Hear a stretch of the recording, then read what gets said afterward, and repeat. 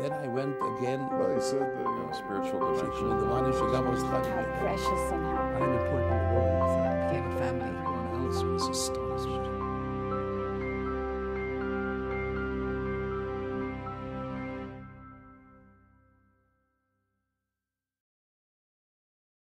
Rabbi Asher Zeilengold has served as rabbi of a Dot Israel synagogue in St. Paul, Minnesota, since 1966. In 1967, 6 weeks before Rosh Hashanah, he came to see the Rebbe.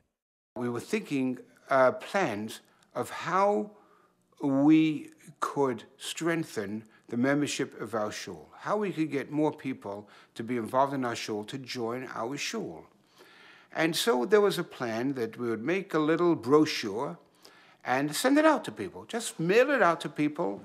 And this was, we're in the middle of Av, and we're about 6 weeks away from Rosh Hashanah. Invite people to come for high holiday services, for Yom Roim to our shul. And we had that ready to go out. But I wanted it, before we sent it out, I would just let the Rebbe see it, to have a look at it. And when I was in 77, I had intention to send it in through the normal channels, but it so happens that for whatever reason, I didn't do it on the first day, and Rabbi Chadikov, the Rebbe's personal secretary, was walking into the Rebbe's room. And walking into the Rebbe's room, he was holding a pile of letters which he was bringing to the Rebbe. And so what I did was, as he was walking in, I dropped the brochure on top. I knew he was going to hand it to the Rebbe, and I dropped the brochure on top of the pile, and the Rebbe would see it and see the brochure we were planning to send out. A little later on, about a half hour later, I was downstairs in 770, and I received a message, Rabbi Chadikov wants to see me. Rabbi Chadikov said to me as follows: it's now the late morning, and we'd have mincha at 3:15. Prepare yourself whatever you have to prepare yourself, and after mincha, you will follow the Rebbe davened upstairs in the zal, the small room. You will follow the Rebbe. I stayed outside and waited, very, very nervous. Had no idea what the Rebbe wanted to ask me or tell me. After perhaps a minute, which to me was like 100 years of waiting, the buzzer, the door buzzed. I opened up the door, and I went into the Rebbe's room. The Rebbe was sitting at his desk and was reading the brochure. The brochure was open in front of him. He looked at me, and he said, "Ich will dir etwas sagen. I want to tell you something. Sind du bist gefahren in Minnesota? Since you went to Minnesota, du schickst mir jede Sache, was du schickst da raus.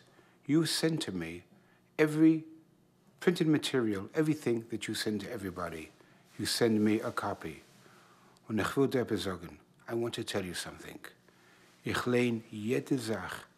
I have read every single thing that you've sent to me.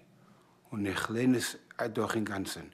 And I read it completely. Das ist die erste Sache. This is the first bulletin or printed matter that you sent into me, was du schickst zu mir rein, and there is no base hay, there's no Baruch Hashem on it. It says, I want you to know that it's very important that in everything you write, there should be a base hay, there should be a Baruch Hashem. And the Rebbe spoke for a minute or so, telling me that this gives a special added dimension of bracha and hatzlacha in what we do.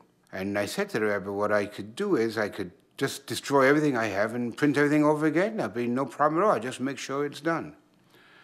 So the Rebbe said, I think I have an easier way to do that, and we don't have to destroy it.